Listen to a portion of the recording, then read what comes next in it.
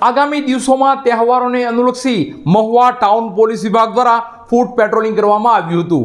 તો મહુવા શહેરના મુખ્ય માર્ગો, મુખ્ય ચોકો ખાતે જઈ કાયદો અને વ્યવસ્થાની સમીક્ષા પણ કરવામાં આવી હતી।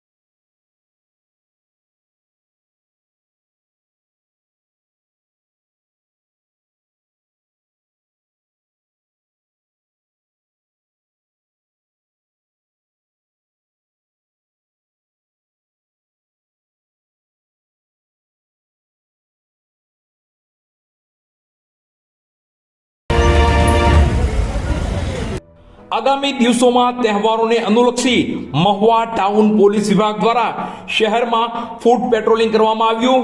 તો કાયદો અને વ્યવસ્થાની પરિસ્થિતિની સમીક્ષા પણ કરવામાં આવી હતી। હાલ તહેવારોની વણઝાર ચાલી રહી છે, ત્યારે મહુવા શહેરમાં શાંતિ સુલેહ જળવાઈ રહે તેવા મહુવા પોલીસ વિભાગના પ્રયત્નો છે। ત્યારે આગામી દિવસોમાં ઈદે મિલાદ, ગણેશ ઉત્સવ અને ગણેશ વિસર્જન જેવા તહેવારોને અનુલક્ષી મહુવા ટાઉન પોલીસ વિભાગ દ્વારા મહુવા શહેરમાં ફૂટ પેટ્રોલિંગ કરવામાં આવ્યું હતું અને સાથે મુખ્ય માર્ગો પર શું પરિસ્થિતિ છે, શહેરમાં કેવો માહોલ છે તેવી સમીક્ષા પણ કરવામાં આવી હતી। આ ફૂટ પેટ્રોલિંગમાં મહુવા પોલીસ વિભાગના ડીવાયએસપી રીમાબા ઝાલા તથા પીઆઈ પટેલ સાહેબ તથા વિવિધ પોલીસ અધિકારીગણ અને પોલીસ જવાનો જોડાયા હતા। આગામી તારીખ 5 અને 6 ના રોજ જ્યારે ઈદે મિલાદ તેમજ ગણેશ વિસર્જનના ધાર્મિક પ્રસંગો યોજાનાર હોય તે અન્વયે આજરોજ મહુવા ટાઉનમાં પોલીસ સાથે ફૂટ પેટ્રોલિંગ કરવામાં આવ્યું તેમજ કાયદો અને વ્યવસ્થાની પરિસ્થિતિની સમીક્ષા કરવામાં આવી।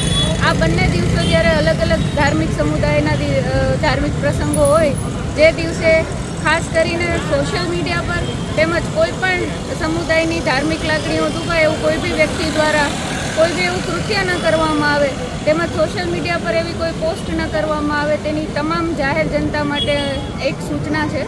જો આવું કોઈ કૃત્ય થશે કે આવી કોઈ પોસ્ટ અપલોડ કરવામાં આવશે તો તેની ગંભીરતાથી નોંધ લેવામાં આવશે, જેની સર્વે નોંધ લેશે।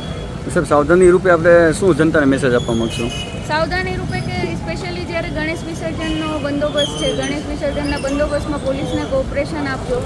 બંદોબસ્ત સમયે કાયદો અને વ્યવસ્થાની પરિસ્થિતિ જળવાઈ રહે તેનું તમામ પોલીસ તેમજ નાગરિકો જે સિટીઝન્સ છે તમામ સાથે મળી અને આ બાબતનું ધ્યાન રાખશે।